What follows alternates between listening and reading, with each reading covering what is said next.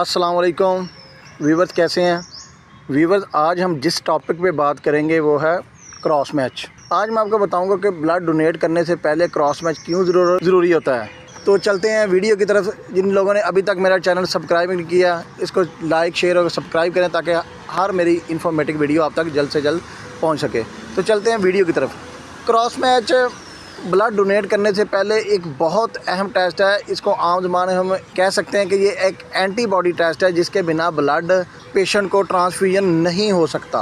Cross match के दो parts हैं, मेजर और माइनर। आज हम बात करेंगे मेजर क्रॉस मैच पे, क्योंकि अगर मेजर और माइनर दोनों को डिस्कस किया तो वीडियो बहुत लंबी हो जाएगी। तो आज हम बात करेंगे मेजर क्रॉस मैच में। मेजर क्रॉस मैच के 3 फेसेस होते हैं, सलाइन फेस, अल्ब्यूमिन फेस और कूम फेस।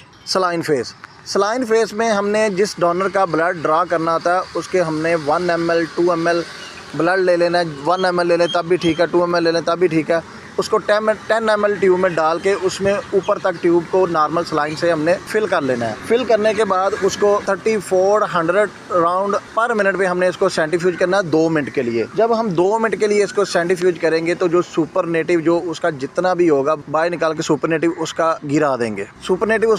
जो नीचे मवाद ब्लड बच गया ना, उसमें फिर हमने नॉर्मल सलाइन करनी है, नॉर्मल सलाइन के भर लेना है। फिर उसको हमने रीसेंट्रीफ्यूज करना है वही 3400 राउंड पर मिनट पे 2 मिनट के लिए। जब इसको 2 मिनट के लिए हमने ये जो पहले वाला उसी में डाल के किया है ना, उसको फिर हमने सेंट्रीफ्यूज करना है। सेंट्रीफ्यूज करने के बाद हमने फिर सुपरनेटिव ऊपर वाला जो सेल वाश करके जो ऊपर वाला मादा होगा ना, ऊपर जो आ जाता है रेड सेल से ऊपर सारा हमने निकाल देना है। इसको कहते हैं रेड सेल सस्पेंशन, यानी सेल को वाश करना। हमने 5 दफ़ा सेल को वाश करना है, 2 दफ़ा कर लिया। अब जो 2 दफ़ा करके जो मवाद पीछे बचा है ना, उसमें फिर हमने नॉर्मल सलाइन डालनी है, ट्यूब को फिल कर लेना है। फिर उसको वैसे ही सेंट्रीफ्यूज करना है 3400 राउंड पर मिनट 2 मिनट के लिए। अब इसको फिर हमने सेंट्रीफ्यूज करके सुपरनेटिव करें। यही प्रोसीजर हमने 5 दफ़ा करना है। 5 दफ़ा करने के बाद हमारे पास आ जाएगा 5% वाश सेल सस्पेंशन, यानी सेल को हमने 5 दफ़ा वाश करना है। वाश करने के बाद जो 5 दफ़ा वाश करने के बाद जो नीचे रेड सेल बचेंगे वो वाश रेड सेल होंगे। ये मेजर क्रॉस मैच की बात कर रहा हूँ। फिर वो वाश रेड सेल में से हमने 1 ड्रॉप लेना है डोनर के, जो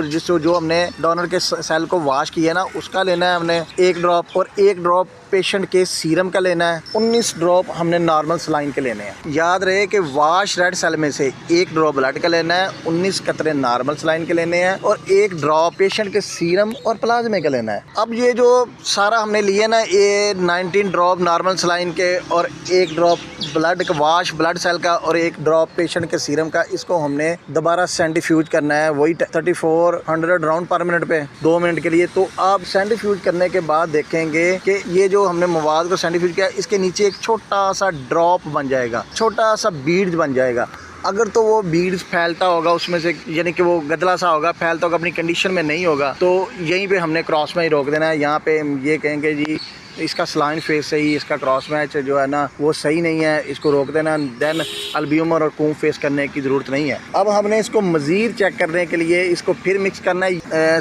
स्लाइड पे इसका स्मीयर ले लेना और माइक्रोस्कोप के नीचे भी चेक कर सकते हैं कि कोई ग्लूटिनेशन तो नहीं है, बिल्कुल क्लियर है। यहाँ तक आपका सलाइन फेस क्लियर है। देन इसके बाद करना है अल्ब्यूमिन फेस। अल्ब्यूमिन फेस हम इसलिए करते हैं कि बाज़ दफ़ा ब्लड लग के या मेडिसिन लग के इंसान के अंदर ऐसी बॉडीज़ बन जाती हैं जो वार्म, जो बॉडी के टेम्परेचर पे जाके ही रिएक्ट करती हैं, यानी 45 डिग्री पे जाके इन्होंने रिएक्ट करना। इसमें ये जो हमने बनाया ना 1 ड्रॉप 19 ड्रॉप के सलाइन के, 1 ड्रॉप वाश रेड सेल का, 1 ड्रॉप पेशेंट के सीरम का, इसी में हमने 2 ड्रॉप डाल देने हैं अल्ब्यूमिन के। और अल्ब्यूमिन को डालने के बाद हमने इसको 45 मिनट के लिए वाटर बाथ में रख देना है। वाटर बाथ में इसलिए हमने रखना कि बाज़ दफ़ा ऐसी एंटीबॉडीज़ इंसान के अंदर बच जाती है जो बॉडी टेम्परेचर पे ही जाके रहती है। तो इस अल्ब्यूमिन के 2 ड्रॉप डाल के ना इसी स्मीयर में हमने उसको वाटर बाथ में रख देना। वाटर बाथ में रखने के बाद हमने इसको करना है वही प्रोसीजर दोबारा दोहराना है। 3400 राउंड पर मिनट पे हमने इसको 2 मिनट के लिए सेंट्रीफ्यूज करना है।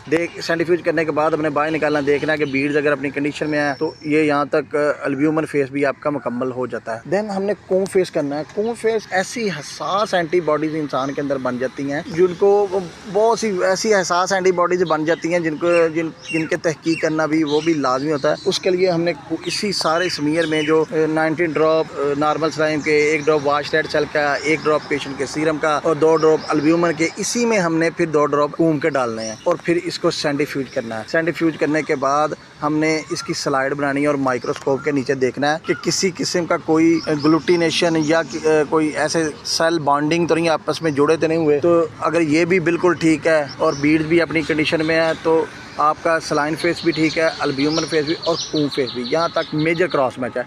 अगर ये तीनों फेसेस के दौरान कहीं भी कोई अनकम्पैटिबल आपको चीज़ लगे, जैसे वो ड्रॉप अपनी कंडीशन में ना हो या स्लाइड के देखने में, स्लाइड जब माइक्रोस्कोप के नीचे देखते हैं तो कोई ग्लूटिनेशन वगैरह आ गया, तो आपने वहीं पे ये क्रॉस मैच रोक देना है और लिख देना है कि अनकम्पैटिबल क्रॉस मैच है, ये ब्लड पेशेंट को नहीं लग सकता। तो अगर ये तीनों फेसेस ठीक है तो आप बिना खौफ डॉक्टर की हिदायत के मुताबिक ब्लड लगा सकते हैं। अल्लाह हाफिज़। अगर आपको मेरी वीडियो अच्छी लगी तो लाइक, शेयर और सब्सक्राइब